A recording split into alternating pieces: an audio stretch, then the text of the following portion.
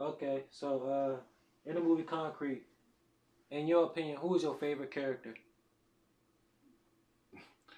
Ugas, Ugas, Ugas, Ugas, Ugas. My favorite character, man. No doubt. That's my favorite character because he truly embodies the point I was trying to get across, which is a global conversation to the neighborhood. That's what I was trying to get across, no doubt.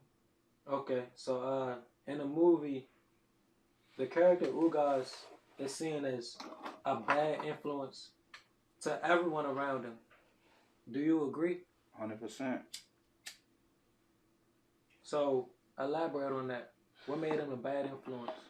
You don't want that type of person around you. Like that person, Ugas, like from top to bottom of what he illustrates, like, you know, from senseless killing to drug abuse to rape and, you know, and who brags about it with no care in the world. Like you don't want that type of person around you. Like, um 100% bad influence.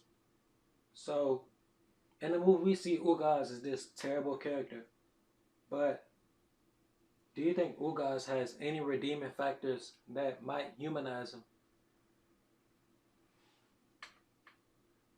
Um, you know what? Actually, no, I'll take that back. Um, no, because when you perform senseless killing and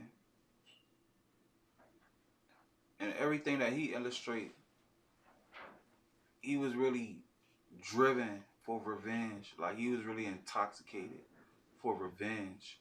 That's something that he written his destiny. There's no redemption once you made your mind up. Okay, so the movie takes place in 2003. Do you really think that was a accurate representation of DC at the time? Mm, uh, yeah, I could say so because at that time, not even that time, just time before then and time after that, the the type of topics that's in the film is relevant from then to now. You know, like uh, women been getting abused, women been getting raped, stereotype been happening, fatherhood criticism been happening, um, revenge been happening, mental health been happening, um, you know, people wanting people wanting change been happening. So yeah, it's kind of like it's kind of like how 2003 was. Okay, so during the movie, the audiences showed various spoken words and freestyle. What was the purpose of these breaks? They're my favorites because it really drives the point across. So I was influenced by that through when I used to watch like a lot of Spike Lee's movies, and no matter how the movie flowing, he had like an intermission where he like really get his point across. Like when he do that head to face camera action, and he really driving his point across. Them actually my favorite. Like how um in them intermissions we talk about drug abuse with Daniel Poet. We talk about survivor's remorse and regret with Deuce.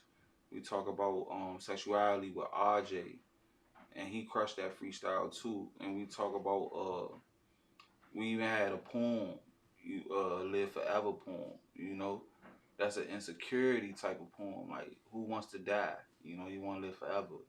So like each and every intermission, even with Roy 76, Roy had a parental guidance lecture in the film. Each and every intermission was dope. All right, so towards the end of the movie, you guys did a chess scene with Ugas.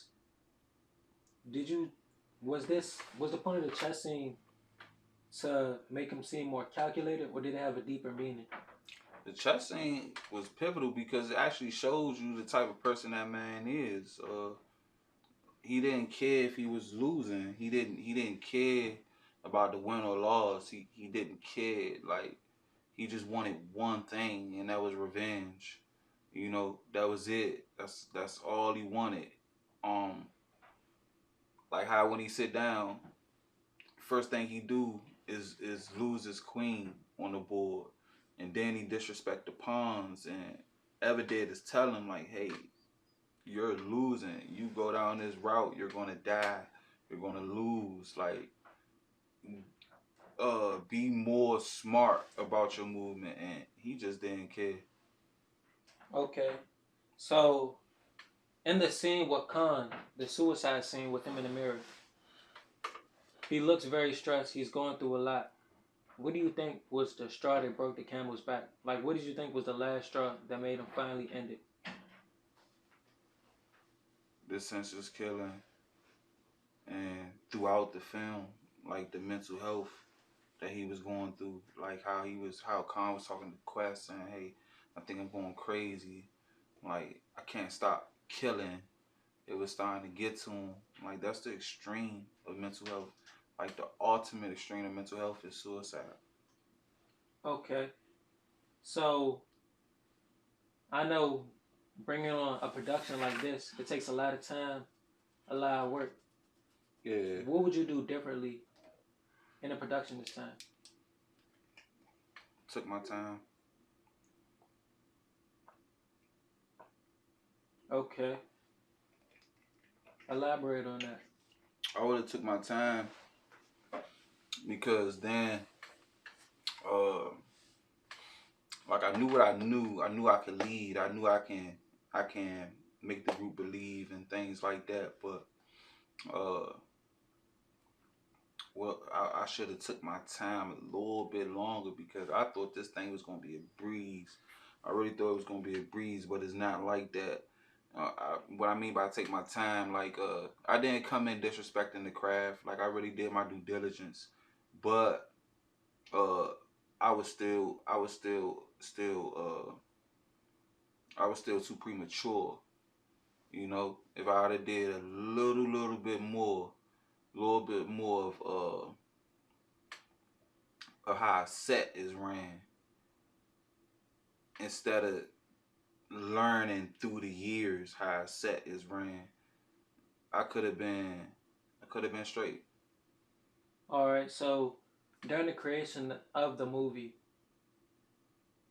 who do you think you looked up to while creating it?